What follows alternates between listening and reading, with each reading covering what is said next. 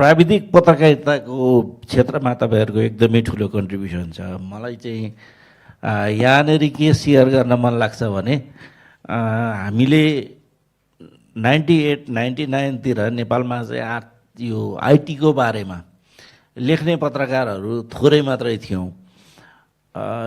अनि त्यस बेलामा चाहिँ यो जब 1999 मा यहाँ मेरा अग्रजहरू हुनुहुन्छ, उहाँहरू हाँस्नु होला।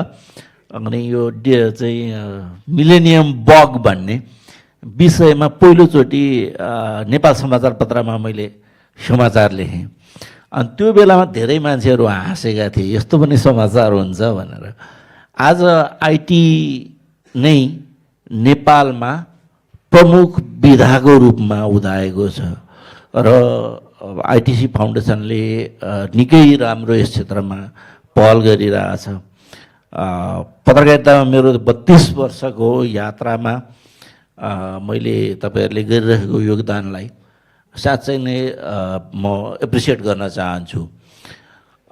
नेपालमा सूचना तथा सञ्चार प्रविधि र खास गरी आइसिटी, यो सूचना सञ्चार प्रविधि भन्नुभन्दा मलाई चाहिँ आइसिटी अलि सजिलो लाग्छ। प्राविधिक शब्द भयो, यो नेपालीमा चाहिँ धेरै गज्याङ मज्याङ हुन्छ यसले। अनि त्यसले गर्दाखेरि आइसिटीकै विषयमा जाउँ भन्ने विषयमा छलफल भयो हाम्रो टिमसँग र आइसिटी म्यागजिनसँग सँगसँगै छलफल हुँदाखेरि यो विषयलाई चाहिँ मैले चाहिँ विषयपत्रै प्रवेश मात्रै गराउँछु। मभन्दा धेरै विज्ञहरू तपाईँहरू यही क्षेत्रमा, कहिलेकाहीँ के हुन्छ भने समुद्रमा को विषयमा छलफल गर्नको लागि एउटा मछुवारालाई लगाउनु भयो भने मछुवारा जहिले पनि जोकर बन्छ। म विषय प्रवेश गराउँछु, तपाईँहरूले चाहिँ यस विषयमा तपाईँहरूबाट गहन विषयवस्तु गहन छलफल प्राप्त हुनेछ भन्ने मलाई लागेको छ। यो जिडिपीमा कन्ट्रिब्युसनको विषय चाहिँ 2% भन्ने विषयलाई म आफैले पनि यो डेटा निकाल्दै गर्दा म हाँसेँ। गौरव सरको हिजोको अस्तिको एउटा कार्यक्रमको प्रेजेन्टेसन पनि मैले पढ्न पाएको थिएँ, इमेलमा आउँछ। धन्यवाद गौरव सर, तपाईँहरूको कार्यक्रमको हिजो आज। अनि किन म हाँसेँ भन्नुहुन्छ भने केही अगाडि टक्सार म्यागजिनको लागि हामीले गिग इकोनोमी सम्बन्धी एउटा कभर स्टोरी अध्ययन गरेको थियौँ। त्यसले चाहिँ नेपालको टोटल जिडिपीमा तकरिबन 10% जति आइसिटी सेक्टरको मात्रै योगदान देखाउँछ। हाम्रो जिडिपी क्यालकुलेसन अर्थात् कुल गारस्थ उत्पादन, जसले अर्थतन्त्रको अवधारणाको क्यालकुलेसनको बारेमा परम्परागत सोचाइमा हामी अड्केका रहेछौँ भन्ने कुराको त्यो गिग इकोनोमी सम्बन्धी अध्ययनहरूको मैले अध्ययनहरूको पनि शोधपत्रहरूको अध्ययन गर्दाखेरि मैले महसुस गरेँ यो 2% मात्रै जिडिपीको कन्ट्रिब्युसन छ भन्ने चाहिँ मलाई लाग्दैन।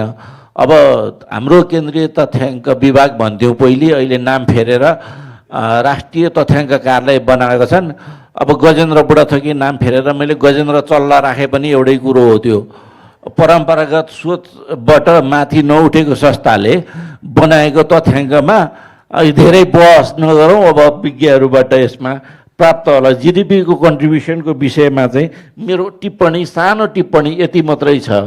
यो नेपालमा अनएकाउन्टेड एकाउन्ट रहेछ। यो चाहिँ सूचना तथा सञ्चार प्रविधिको बारेमा फेरि म ब्याकमा फर्केर जान्छु।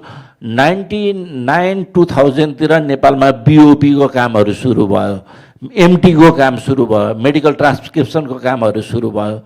अनि लुकेर त्यो चाहिँ यस्तो तरिकाले काम गर्यो, तपाईँहरू विज्ञहरू हुनुहुन्छ, तपाईँहरूले अहिले भनिदिनु होला, यस्तो तरिकाले काम गरिरहेको थियो कि लिगल कामलाई इलिगल तरिकाले काम गरिराख्नु भएको हुन्थ्यो। लुकेर कतिखेर आएर पुलिसले छापा मारिदिन्छ कि भनेर। अहिले पनि म 28 वर्ष पछाडि फर्केर हेर्दाखेरि पनि मलाई आफैलाई लाज लाग्छ हामी कुन दुनियाँमा छौँ। देशको सूचना प्रविधिमा काम गरेको तपाईँहरू जस्तो विज्ञहरूले काम गरिराख्नु भएको छ, देशको लागि आर्जन गरिराख्नु भएको छ। त्यो आम्दानी वैध रूपमा भित्र्याउन नपाएर आज पनि तपाईँहरू हुन्डी हवालाको माध्यममा भर पर्नु परिरहेछ। अनि म त्यही 19 एमटीका काम गर्ने ती अघिल्लो पुस्ता र अहिलेको पुस्तामा केही फरक देख्दिनँ भनेको कुरा यही लाजमर्दो तथ्याङ्क। 1 बिलियनको तथ्याङ्क भनेको 1 खर्ब बराबरी सभा अझ अहिले नयाँ तथ्याङ्कले त 1.5 खर्ब नेपाली रुपैयाँ बराबरी पुग्छ नि। यत्रो पैसा राज्यको मूल प्रवाहमा आउनुपर्नेमा अहिले पनि हामी अनौपचारिक तथ्याङ्कमा सर्वेमा आधारित भनिरहेछौँ। कति लाजमर्दो छ यो देशको अवस्था, यसैले बताउँछ।